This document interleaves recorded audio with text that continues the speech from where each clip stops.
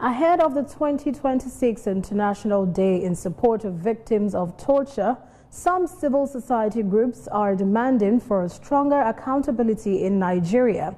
The various groups made the call at a joint press conference in Abuja on enhancing accountability mechanism for torture prevention in the country.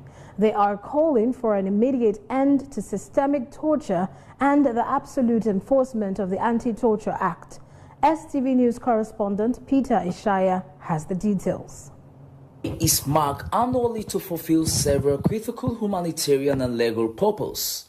It serves as a global reminder to governments and citizens that human torture is an absolute crime under international law that cannot be justified under any circumstances.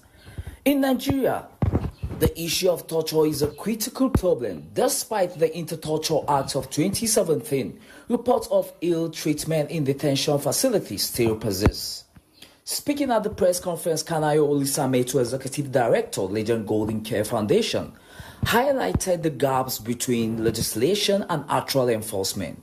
Accountability is not about punishing institutions, which is the problem that some of our institutions have. They believe that when their people are in the institutions are held accountable, it reflects badly on the institution. The reverse is actually the case. The fact that an institution understands that their staff or their team members need to be held accountable and actually go and hold them accountable, I think speaks volume about the legitimacy of the institution, and it puts them in the good light as opposed to putting them in a bad light.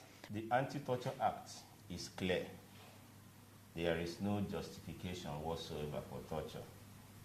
What is lacking, however, in this country is enforcement, accountability, and the political will to act.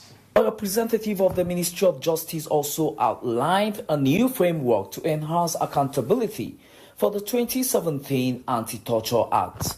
The review the new review ongoing has embedded all this in the proposed amendment and to establish framework for rehabilitation and support services for survivors.